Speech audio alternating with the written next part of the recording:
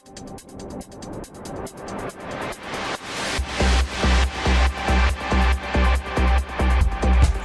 into your seats and get ready. It's time for the Mortarpod.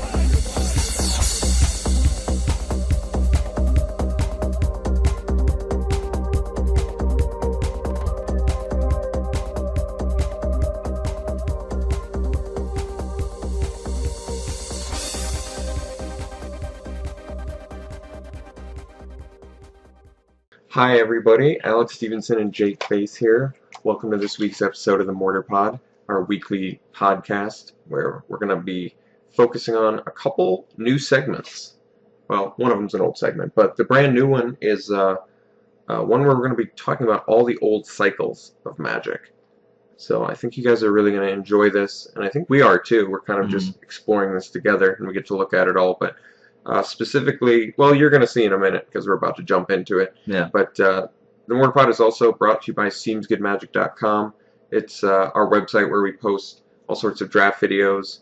It can be all formats. We have standard, modern, legacy stuff on there. Some cube drafts. Occasionally, we haven't done it in a while, but Jake and I will do the throwback drafts that they, bring up on MTGO. We've done like Mirage. And didn't we do another one too? I feel like we did like an Urza's block. I think we might have. I think we did an Urza's block too. That was interesting. That one was interesting. Yeah. That was not a format I knew. But those are always fun to watch, and I think there's actually a lot to learn from the throwback ones, because even the drafters a lot of times probably didn't draft at that time, so it's learning for them too. But I digress. So also, you can email me, mortarpod@seemsgoodmagic.com if you have any suggestions for the show or anything like that. Okay, so let's go into our first segment. All right. Cyclical evolution. Cyclical evolution, everybody. Okay, so we're going to do that right. So we're going through all the That's what I cycles. We're going to go through some cycles. It's going to be a lot of fun. And what better place to start than Alpha, the very first set of Magic. All right, so we're going to show you a couple fringe ones to start it off. We've got Bad Moon and Crusade and Singer Vampire and Sarah Angel. So Jake, maybe you want to explain why we picked these? We're starting with these because they're not exactly like a straight-on cycle, I guess, or you can see that there's just minor differences between the two. And Sarah Angel, even though it couldn't get bigger by itself, proved to be the more relevant card in the end. Just as a side note, but I don't know. I feel like these are cards that were designed with the intent to mirror each other, but not necessarily be each other, So not like the other cycles that we'll see or whatever, but anyway, I guess I don't really know what else to say about them. I think, like Sarah Angel definitely seems significantly better than Singer Vampire. Yeah. And maybe you should talk about, like, because it's another weird thing is that Crusade costs 2 white and Bad Moon costs a colorless and a black. So maybe you should address, like, why you think they might have done that. Yeah. I think that the reason that white has to pay more or be more into white to do this effect is because of banding, and because having a toughness boost on banding creatures, or any amount of creatures with banding or whatever, I guess when you're white you can have one creature with banding and all of your other white creatures get this boost that benefits you greatly on defense. Whereas black wouldn't have access to that because black would never have banding, So giving them a cheaper Bad Moon effect or whatever, the cheaper pump effect, isn't necessarily that scary when you consider white could just swing in with a big old band too, It's that way, I think, actually. White had it on both ways with banding, and Crusade would have been bonkers if they could have been splashing easily into other colors. Or, like, imagine it as a white aggro with blue counter backup, and easily being able to play a turn 2 Crusade into turn 3 counter Magic with a 1-drop like Savannah Alliance. Yeah, that's true. I mean, white creatures in general are notoriously better than black creatures. So Yeah, the boosting them is just more beneficial Yeah. because you're getting better and that might be costed. a good point about it too. Yeah. Yeah, white at this time in particular had a lot of good abilities on their creatures, and black was shown to have like even kind of meh They had like creatures at that time. Jin. Was he an alpha? Or I guess not in the No, beginning. So no. who was like he was like Arabian Nights or Yeah, whatever. he So came in Arabian Nights, but like with a terrible downside of losing 1 life each upkeep. yeah, I guess I'm just trying to think of like the best early black creatures. The best early one is probably Hippie, and you Oh could yeah. like slam him down turn 1 with a Dark Writ. So Turn 2 Bad Moon, turn 3 Hippie's not bad either. yeah, But turn 1 Dark Rit Hippie, turn 2 Bad Moon, I guess is pretty good too. yeah. Okay, well, let's go ahead and move on to the next one here. Very good classic one. Yeah, and this one actually makes a lot more sense. So this will finish up our black-white mirror cycles. And it's pretty clear, pretty cut and dry. There's nothing more you can say about Black Knight and White Knight. You know, they'll never get into combat with each other, which is the most hilarious aspect about them. But you know, they're very good creatures. What do you think? I like them a lot. Black Knight's picture seems to be a lot sweeter than White Knight's. If you look at the alpha pictures of them, I think most people would agree with that for sure. And I don't know exactly what it is. I guess it's just the dark horse and like the helmet is sweet. Yeah, the White Knight looks a little more ceremonial even. You know, the Black Knight looks like... I feel the black one's got more character. Yeah, exactly. You see that shield emblem, so you see he's like almost mischievous or something. And his horse isn't like decked out in some stupid garb, you know, like it's just there so he can ride it and fight you, you know. And I love the flavor text on Black Knight versus the flavor text on White Knight. And I guess I'll say it for people who might be listening, but I won't be doing it justice, just so you know. Battle doesn't need a purpose. The battle is its own purpose. You don't ask why a plague spreads or a field burns. Don't ask why I fight. I actually really like that. Yeah. He's a real badass. Let's go to the next one. I'm going to turn off heating. Alright. Just so we don't have to hear it. I can talk about the cycle. Okay. Well, let's see. This one was not so cut and dry. This one may have belonged even in the beginning. But I kind of felt that they were going for this effect on every permanent type. And to maybe allow people to play an enchantment deck or something where they could use not creatures to kill people. I think they tried really hard in Alpha to allow players to explore a lot of the game that wasn't combat, you know, which is really funny because that's where a lot of the fun of the game is in combat. So this was maybe intended to be a cycle, maybe not, but in my opinion it just kind of became one. Did you read them all? Oh, I did not. Sorry. It's Curse Land, Feedback, Warp Artifact, and Wanderlust. It's a group of auras that each enchant a different type of permanent, one for each permanent type at the time, and at the beginning of that permanent's controller's upkeep, they lose 1 life, or it deals 1 damage to them. Sorry. I do feel like it would be lose 1 life now. Yeah. That just shows it's kind of an antiquated idea, but it's doesn't feel really at home in green with Wanderlust. Yeah, Wanderlust was the green one that's a soul bleed effect. They did it again in Ice Age. What was that card? That it was like Maddening Winds. Yeah, Maddening Winds. That card, my brother used to play that against me, and it used to make me so upset.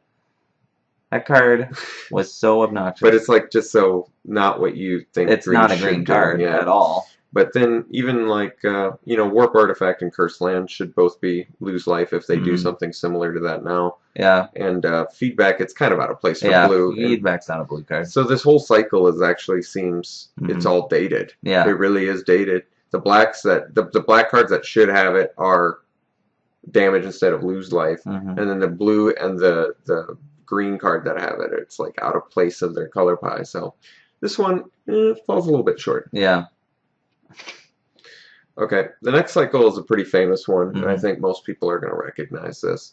And it's the one drop cycle of Mhm. each color. So we've got, in no particular order, Dark Ritual, Giant Growth, Healing Salve, Lightning Bolt, and Ancestral Recall. We bit a little bit of Yeah. power There might be a disparity disparity, yeah. here. There might be. All right, so like the obvious, I even set Ancestral Recall aside from the others because it's far and away the best one. And actually, when we were grabbing images for this PowerPoint, we saw that the Ancestral Recall from Alpha was $3,900. Oh my god, yeah, it's unbelievable. So that's pretty expensive. Yeah, so kudos to you if you got one. Yeah, you are impressive, sir. Yeah. But Ancestral Recall, Dark Ritual, Lightning Bolt, and Giant Growth were all and are all very playable cards Mhm. in limited and constructed. Mhm. All of those, you really have to commend them. Were well, Yeah, actually, not balanced, but No. well, all usable, there's and survived the test of time. Yeah. Except Dark Ritual and Ancestral Recall. Mhm. They won't print either of those again. But I'm glad that they exist in eternal formats because they're not broken. Yeah. They're restricted in Vintage, or Ancestral's restricted in Vintage, but Dark Rit, you can jam that in Legacy, and it's not breaking the format. No. And I do like that they didn't screw it up so badly that I mean Ancestral is really the only overly powerful one, I think. That's true. Well, I mean, let's bring up Healing Salve real quick. Yeah. Obviously, lowest on the list. You can either gain 3 life or prevent up to 3 damage from being dealt to a single target. So It's a lot more limited. you could play that in limited, but you're not even happy about it. Yeah. Maybe even in alpha time, you would have liked it. It's an actual 1-mana combat trick, so I could see that being Yeah. good. I think that's the best application for it. Gaining 3 life is not good. No. But yeah, maybe as a combat trick. At least it's in white where they're really combat oriented. What's funny is, I bet at that time they were arguing white might have even been the best one because they were like, look, it's got 2 different things that it can do. It's the only one that can gain you life or prevent damage. Maybe they thought the prevent damage or the gain life wasn't good enough, so they added the second part. You know? Oh, they had one and then they were like, it needs to have more. Well, maybe they wanted it specifically to counter Lightning Bolt in all its forms and Giant Growth, you know. Could be. I don't know. But this is just an interesting cycle. It's cool that a lot of these cards, well, 2 of them in particular, wouldn't be overpowered if they were printed. And Lightning Bolt, you would need to build a format around it, but it can definitely be printed. So yeah, know. this is probably one of the most famous cycles of all time. Good alpha cycle. All right, this is another unusual one, and Jake sort of pointed this one out, but I think it's at least worth mentioning. So we've got the sort of color hoser cycle, 2 for each color.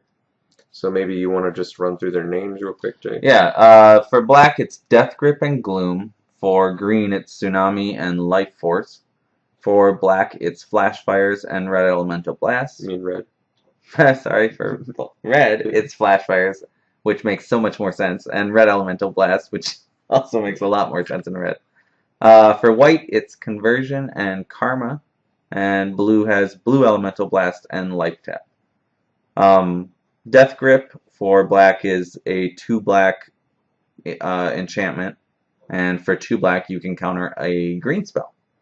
And Gloom is a 2 colorless 1 black enchantment that white spells can't be cast, or cost 3 more to cast, and Circles of Protection cost 3 more to use. So that was how they originally had the this wording, was the which original is wording. just ridiculous. We've actually mentioned that before on the podcast, but if you didn't know that, up until 4th edition? No, 3rd edition was Okay. when they finally changed it. But before that, so Or revised, alpha, beta, and unlimited. were all all have worded. Yeah, Circles of Protection. The Circles of plus 3 more. Protection.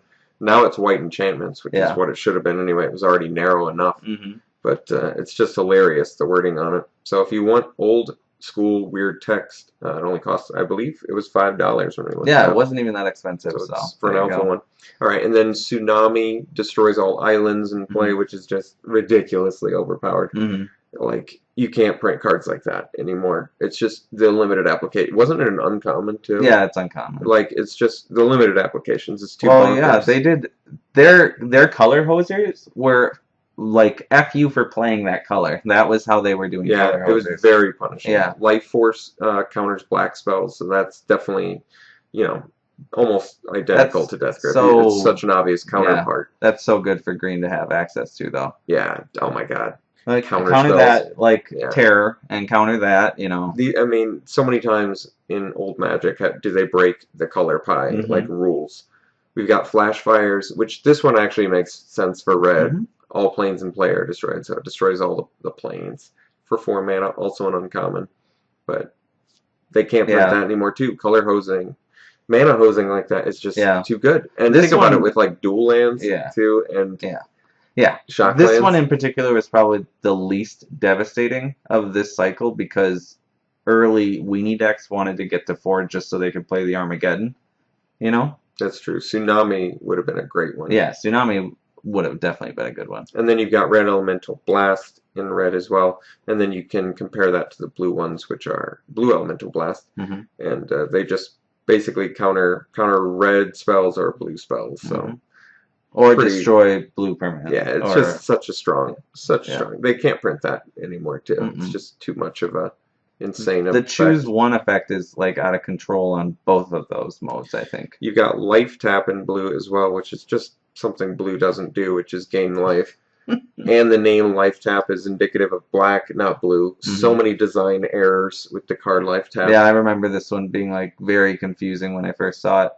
Okay. Yeah, gain 1 life each time any forest of opponents becomes tapped. So interesting. Mm-hmm. And then finally we've got white, which has Karma. It deals 1 damage to a player for each swamp he has in play. I think that's pretty strong. Mm-hmm. Each upkeep. Also doesn't make sense for white. They don't deal damage in that way. Yeah, I mean to go further into that. Black has no way to get rid of enchantments, so... The ultimate. You're just screwed. You have to be in a different color. Yeah, you're just screwed. And then you've got Conversion. All mountains are plains while it's in play. And then you only have to pay 2. And red can't destroy enchantments either, so... Yeah, both of those are too good. They've just moved so far away from color hating, which is funny because it almost seems like that was the original intention of the game. Mm-hmm. So that one's kind of funny. Next we've got the Lace. This, we don't have to go too much in depth because they're all terrible. Since we just did the color hosing, the Laces might have actually been a lot more relevant. At that time, maybe you're right. But if you don't know what the Lace spells are, there's Death Lace, Life Lace, Pure Lace, Chaos Lace, and Thought Lace. And they all cost 1, and they change the color of a card or a spell. They change the color of a spell to the color of, to whatever color the spell is. Spell or permanent. To whatever, like for Death Lace, it changes to black, Life Lace, green, etc. Yeah. 1 for each color. Death Lace is the most powerful of these because you can stop terror effects. But that's about it. It's just funny because it's such like a throwaway effect. And it was in a rare slot. So this cycle was very much a failure. This effect is so weak that there's just no... It's funny how much they dropped the ball on this because not only is this effect almost unplayable anywhere, constructed, limited, it is unplayable. It's unplayable in those colors. I wouldn't even mention... And it's rare. Yeah. So it took a rare slot where you could have gotten, at that time, probably like Shivan Dragon or something, right? Or something insane like that. Some, bonkers like rare there. Instead you get an essentially unplayable rare card. I would say that they could have alleviated this whole, or like gotten rid of the whole cycle and had 1 card in blue that just change whatever color. Yeah, choose a color and target spell or permanent as that color. So this was definitely a failed cycle. Next we've got Unholy Strength and Holy Strength. This is a kind of obvious cycle too. And Jake, maybe you want to explain. So for audio listeners, we've got 2 Unholy Strengths on the screen right now. We have the Alpha one and then the 4th edition one, and maybe you want to describe what's going on, why one of them has a burning pentagram in the background and one doesn't. How else is it going to be unholy? They used to just send the artist the name of the card and tell them to draw it, So, a lot of artists have real world things to think about, or, they're not necessarily as in-depth into the fantasy or or their art direction wasn't as good at the time. There are a couple different factors here. But how else are you going to display unholy strength when you have no context of like what the world is? Mm-hmm. So I can understand what the artist was thinking when he did this, but the burning pentagram, not really looking like it's affecting his strength in any way, shape, or form. So you have to just imagine that it's just making him demonic in nature or something like that, I guess. But anyway, in 4th edition, people had complained enough about that burning pentagram that they removed it. So the unholy strength art just is this guy standing there. And it's not that he's deformed or appears to be demonic in any way or unholy in any way. He just is standing there with his eyes closed and his head kind of back, swaying. It is very strange. Yeah. Because, well, half of like his art is weird because half of him is like armored and half of him is armored in a different type of armor. Yeah, it is weird in that way too. So it's like a split image. So I guess maybe the pentagram was actually relevant to that side of him because that was like supposed to be his dark side, and now you can't even like, see that. Yeah. Okay. So that's what. So that, I see. To me, is very strange. Now I see it. Okay. That makes more sense. But I always thought Unholy Strength was a very powerful limited card for its time. Holy Strength, a little bit less impressive. Still definitely playable at that time, especially. But Unholy Strength, you slap that on a Vampire Bats, man, you're going to town on them. I remember that. Turn 2. Yeah. Turn 2, and you're pumping, too. So what are you hitting for? You're hitting for 3. 3 on turn 2. But then you get to go in after that for 4. Yeah. Very strong. So that was a very powerful card at that time, and that must have totally been constructed, played as well. I'm sure. I'm sure it was. How could it not be? Next we've got the Lord Cycle, and this is a very cool one. We've got Zombie Master, Lord of Atlantis, and Goblin King. So the one that actually withstood the test of time was Lord of Atlantis for obvious reasons too. It was one cheaper than the other two. It didn't make sense. I think there might have just been less merfolk, so they felt like the Lord being at 2 didn't matter as much. But it's made. Yeah, they actually beefed Lord of Atlantis and Zombie Master the most because at the time they printed them, I think Lord had 1 merfolk. Look how much they botched this. Zombie Master was Summon Lord, and then you've got Lord of Atlantis was Summon Lord of Atlantis. Goblin King was Summon Goblin King. It was like just no consistency between that. They definitely, so that almost tells me they didn't include Zombie Master as part of this cycle, but we do because even though it's not pumping the other zombies, it does. It's like the earliest black card that specifically specifies a tribe that it's affecting. Well, the thing that we had kind of decided with this one was because they all at least granted a landwalk ability. Yeah, that's true. They're pretty much all part of that cycle, and because it's a tribal, like they're all based in a tribe and granting a landwalk ability. Yep.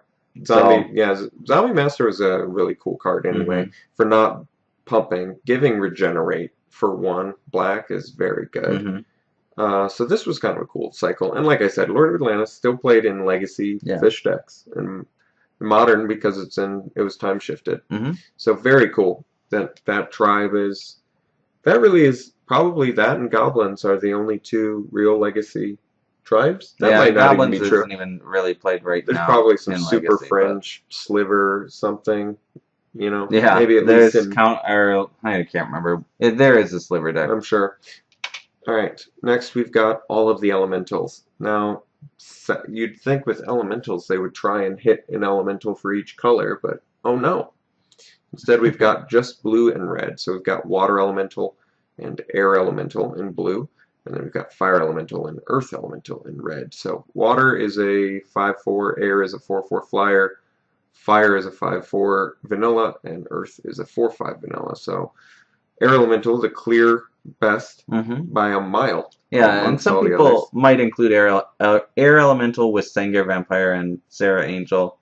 I don't really, but I definitely could see the comparison there because I think Sengir and Sarah were more designed with themselves in mind, and this was designed to fit the 4 elements. I think Earth could have been a green card, air could have been a white card, and then they would have just need to figure out a black elemental, which could have been, I don't know, something. I don't even think they would have needed it, because these are the 4 traditional elements. Yeah. So if they would have just started with printing these in 4 colors and leave black out, that would have been fine too. Yeah, so it's very strange, I think, that they just did blue and red, and they're all, like, beefy. They're all really good, yeah. Yeah, they were great cards at the time. They just, at that time, they must have thought that the bonus toughness on Earth Elemental somehow is balanced to Air Elemental having 1 less in flying, but that is not the case. Yeah. Air Elemental, whenever they bring that back in a core set, yeah, it's always a great bonkers looking card. Yeah. It's great, still great, all the way back from Alpha. All right, the next one, another one of these Turd Cycles. I mean, they're actually playable sideboard cards, but they're dumb. They won't print this anymore. Protections are given sparingly now, and actually we know that now better than ever because we've got Fiendslayer Paladin, Tidebinder Mage, and that whole cycle, which we're eventually going to get to, but that's an M14 right now, and they won't even put protections on creatures like that anymore. I believe Fiendslayer was originally pro-black, pro-red, and they're like, this is too good. Yeah, you can't kill it with damage in red, so red can't kill it. Protection from red is the most obnoxious ability for red to fight against. You know? Because it's like, that's all they do. I guess, yeah. But the wards are the cycle. And they're just boring names. Black ward, blue ward, green ward, red ward, white ward. Just the name of the color and then the ward. They're all in white. And they grant color protection. So, as if white didn't have enough. They really did hook white up the most in Alpha. They gave white the most ways to deal with other people. For sure. They hooked them up fat with that. They may have gotten the worst part of the one-drop cycle, the giant growth cycle, but the Circle of Protection cards are just it might just be that they were making up for that fact too. So the wards, I mean, I guess the only reason I should say they're terrible is because protection. That's such a strong sideboard effect to have in limited. You can't do that anymore. I feel like that's too good. Maybe it's not too good, but it's just too annoying. I don't think it's too good. I really do feel that the red ward is by far the best. It's a waste of space. Yeah. That's what it is. It's a waste of 5 you didn't need all 5 of these. You needed the red and black ward. Like the ones that truly were, and they printed this effect at common granting both of those abilities now. Like that's how far we've come away from this style of effect. Yeah. You know. I mean, they at least it's like it's just too much. Too many slots taken up in white for this. For not enough. Yeah. Yeah. And this is another example of that. I mean, Circle of Protections are actually still sideboard played sometimes. But the Circle of Protection for each color, and we should note, if you notice this black one looks a little out of place, they forgot to print Circle of Protection black in Alpha. The funniest thing about that would be the one white would have. That would make the most sense for white to have. Is the one that they forgot to print in Alpha. So they remembered in beta, they brought it in. But we were saying just a couple of them don't even really make sense. Like Circle of Protection white, Circle of Protection blue.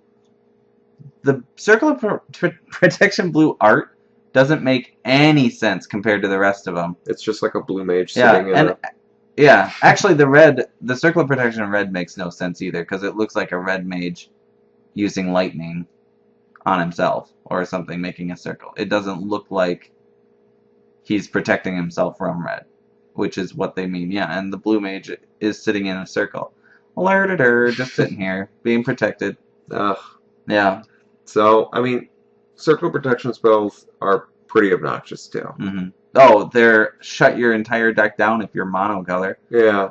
A big FU to red and black when you play these. Actually, black in the future, you know, got all the lose life effects. Yeah. So that's actually kind of cool that black can bypass that. You know, the likes. I guess and actually, I think they even had drain life that was a loss of life in this one set too. So that's something to note. But like you said, red is all damage. So that one's just so devastating for red.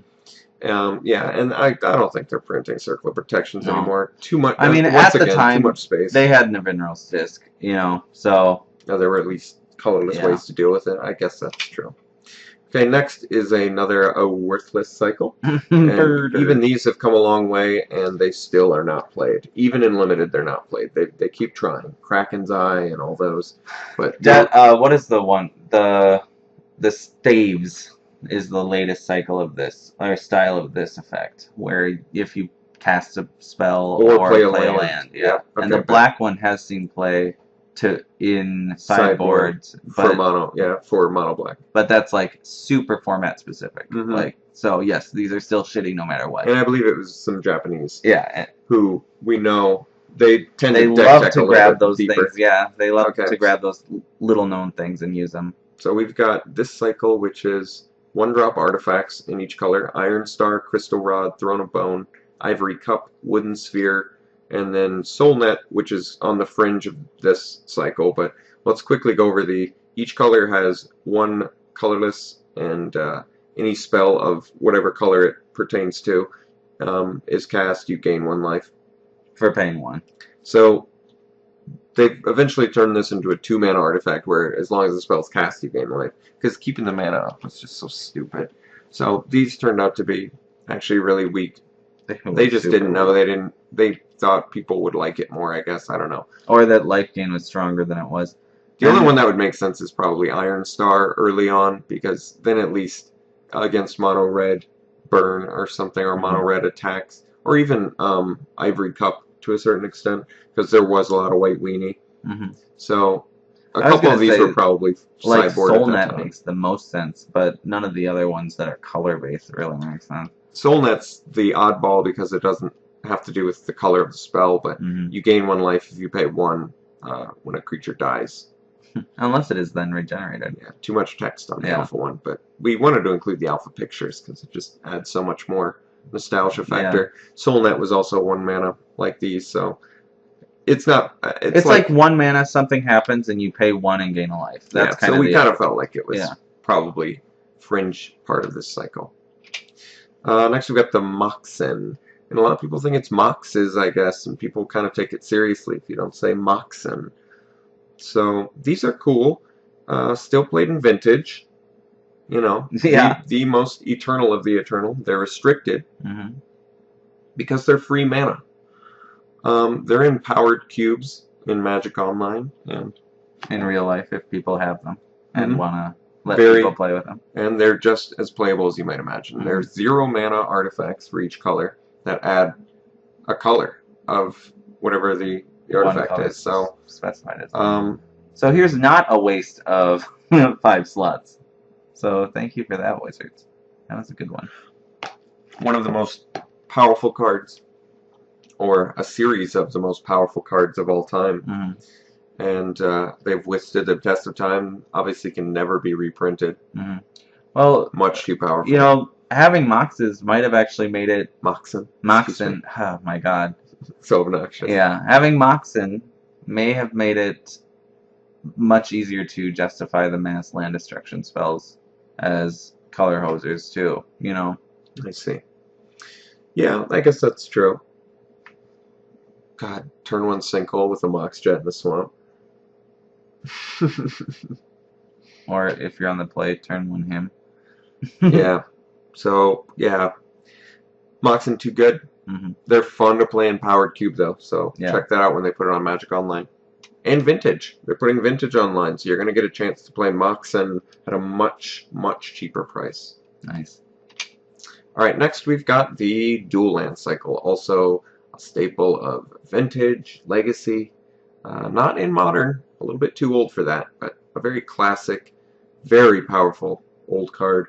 And it's a cycle of 10 cards. Maybe you want to read them, Jake. Badlands is a mountain swamp. Bayou is a swamp forest. Plateau is a mountain plains. Savanna is a plains forest. Scrubland is a plains swamp. Taiga is a forest mountain.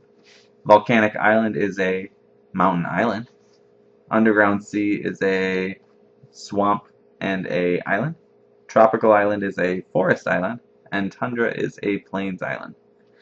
Alright, so that's the full cycle, all 10 lands. And like I said, they've actually gone up in price, too, recently.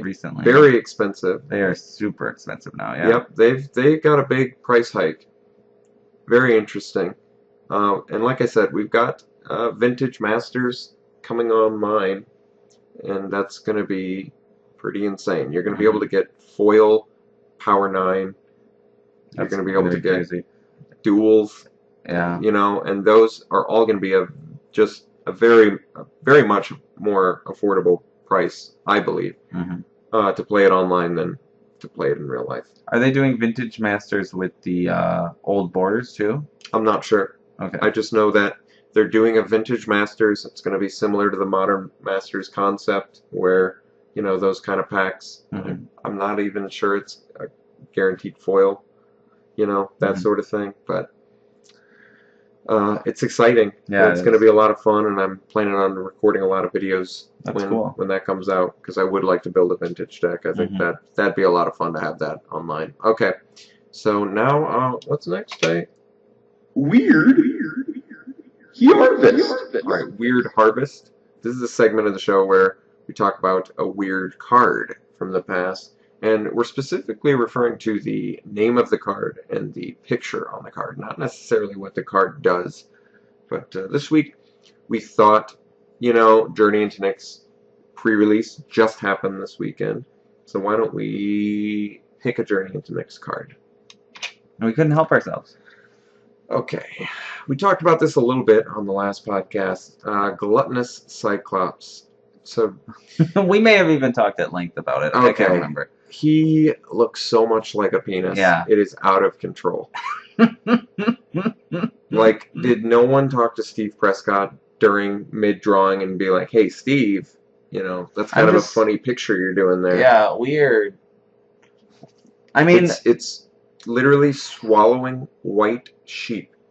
It's coming out of its urethra, mouth. It looks like it is. It looks like it is coming out of its mouth. Like... C-U-M-ing out of its mouth. Oh my god. C-U-M-ing. There's two M's there. No, that Ming. I said Ming. C-U-M-ing. Oh, I see. Oh, I see what you did. Okay. But it's like, it's veiny necked. Yeah. I guess the hair pattern doesn't make much sense for it. No, but I mean, the way that the hair is compared to other cyclopes, I don't know how... Cyclopes. Cyclopes? I believe that's what the... Okay. Is actually different from the other Therosian cyclopes. I almost feel like Steve Prescott's trolling everybody. I think so too. The really funny thing about it is that I've looked at other people's comments about it. No one said anything about it that I've read. Interesting. Yeah, well, breaking news on SeemsGoodMagic.com. Yeah. Even the Cyclops looks like a penis. Art critics don't see it or say anything about it if they do. They're like, oh, it's so gruesome. Well, yeah, I mean, to an extent. It's not like we're seeing any sheep get crushed because they're all being exploded out of his mouth. Anyway, I mean, if you don't know the cards, it's 6 mana, 5/4, and then 7. It's got Monstrosity 3. I'm gonna be playing it. I'm sure in limited. I'm always gonna be happy when I kill him with a Gluttonous Cyclops and make it engorged with Monstrosity. You want to see a big monstrous penis? I'm gonna make it Monstrosity 3 more inches, man. God, boom! Make him an 8/7. You want to see my sheep? All right, we're getting too filthy here. Too foul. All right, so it's a really great card for playing with. That wraps it up. I hope you liked the new way we're designing this. I think we're gonna try and have a nice, pretty little new background for each podcast. So let us know if you like this format more, if it's better for you. If we did anything wrong for the audio listeners, let us know.